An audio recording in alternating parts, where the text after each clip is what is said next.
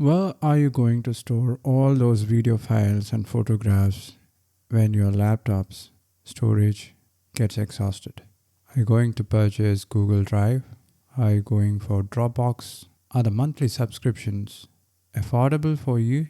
Hey guys, welcome back to yet another episode of Money is Blind podcast. I'm your host Prasoon, and you are listening to the only show on earth where blind and visually impaired can learn technology, entrepreneurship, and life skills. So, this episode is all about NAS or network attached storage. So, last week I've been talking about CCTV cameras. I was trying to install a CCTV camera in my home, and I wanted a CCTV camera which was not made in China and one which also came with a cloud storage feature.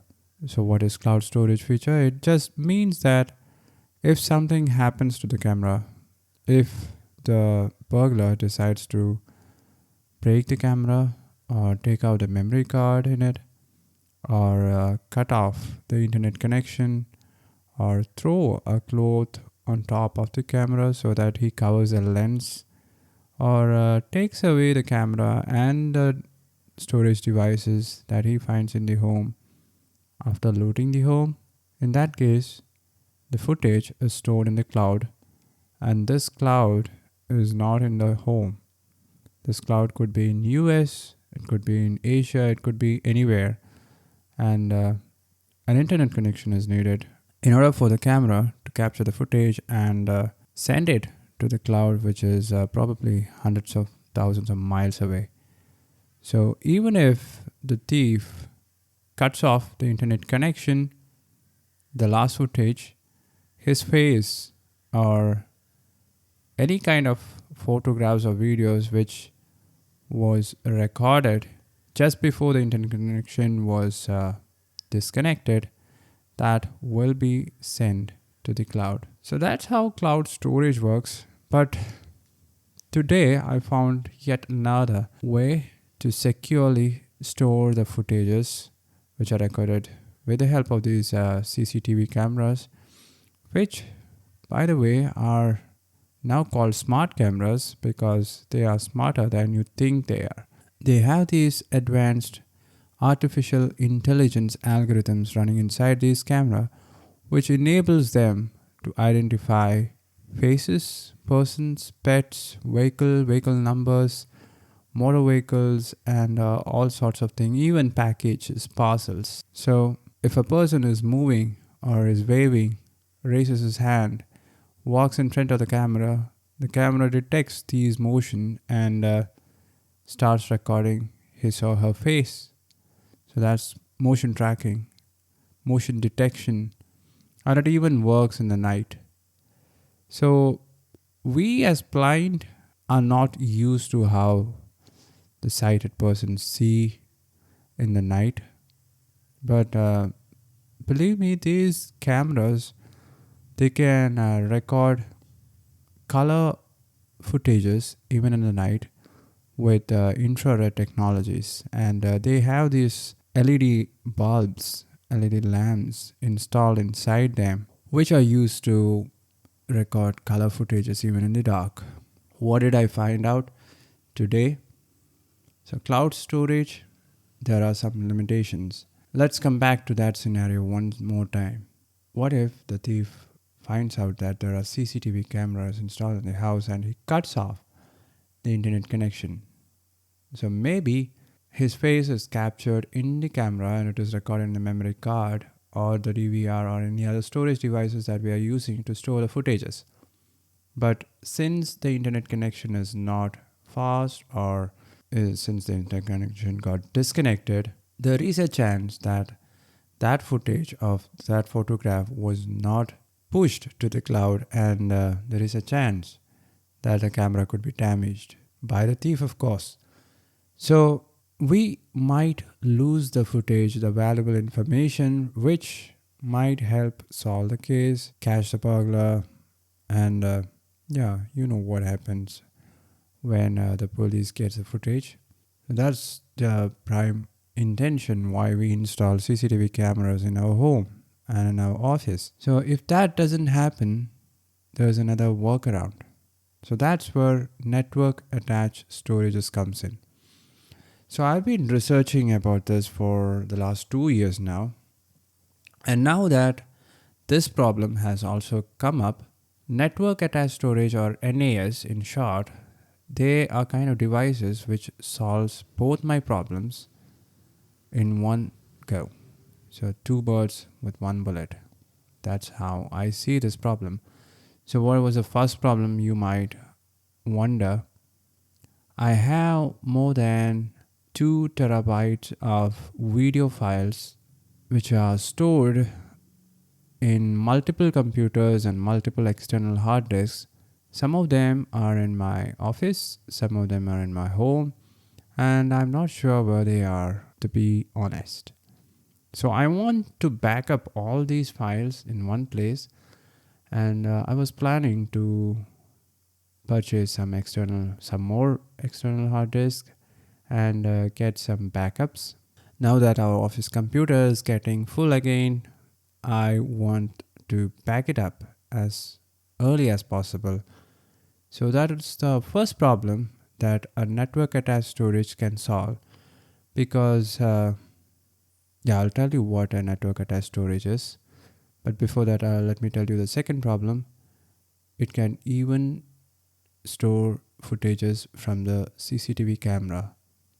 So even if the thief finds out that this camera is connected to the internet or connected to a hard disk, which is inside a DVR or an NVR, which are network video recorders and digital video recorders. So even if he takes those devices and goes, a copy of the same footage can be saved in a network attached storage, or a NAS server, which is the name by which it is popularly known as. So a copy can be saved in this NAS server, and that copy can be used to find and catch the thief. So it is kind of like having your own Google Drive, but way more affordable and cheaper, but you have to build it yourself.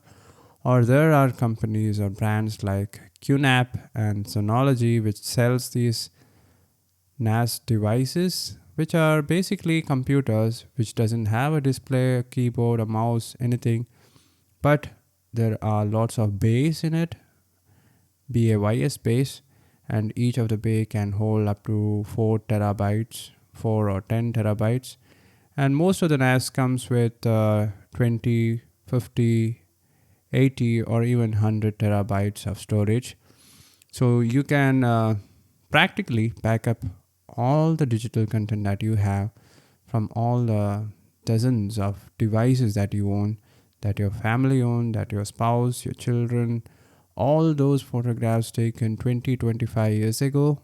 You can save it in these NAS servers, which are storage devices which are connected to your Wi-Fi, your home network.